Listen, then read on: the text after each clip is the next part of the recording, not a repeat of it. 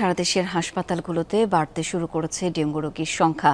আমরা সেখানকার পরিস্থিতি জানতে চাই। সেখানে রয়েছেন রাজধানীর শিশু হাসপাতালে রয়েছেন সহকর্মী লাভলি বিথি।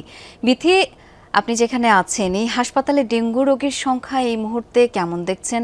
সার্বিক ব্যবস্থাপনা সম্পর্কে জানতে চাই। জানুয়ারি থেকে এই পর্যন্ত এই শিশু হাসপাতালে প্রায় ৭৩ জনের মতো ভর্তি হয়েছিলেন।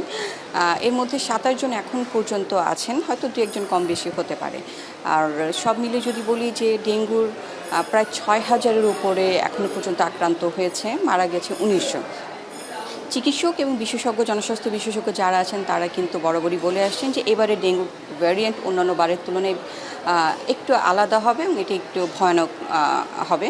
এবং সে সাথে এবার যেহেতু হামের একটি মহামারী দেখা দিয়েছে এবং সেটা এখনও নিয়ন্ত্রণে পুরোপুরি আসেনি, আক্রান্ত বাড়ছে, সুতরাং হাম হলে রোগ প্রতিরোধ ক্ষমতা কমে যায় এবং সেই সাথে ডেঙ্গুতে যদি আক্রান্ত হয় তার মানে আসলে সেক্ষেত্রে সেই রোগীর অবস্থা যদি সচেতন না হয় এবং প্রয়োজনীয় চিকিৎসা না পায়, রোগীর অবস্থা কিন্তু অবনতির দিকে যেতে পারে।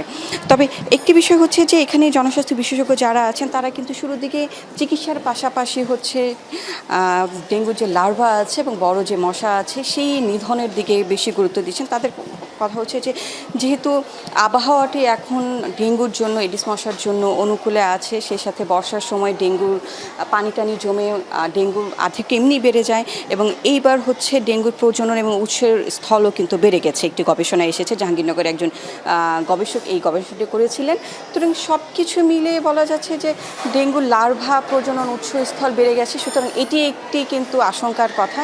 সুতরাং এই দিকটায় অর্থাৎ মশক নিধনের দিকে এবং চিকিৎসা ব্যবস্থা যাতে করে খুব বেশি ডেঙ্গুতে আক্রান্ত হলে যেন হাসপাতালগুলো এরকম ব্যবস্থা থাকে সেদিকে কিন্তু গুরুত্ব দিচ্ছে। বিথি, অনেক ধন্যবাদ আপনাকে।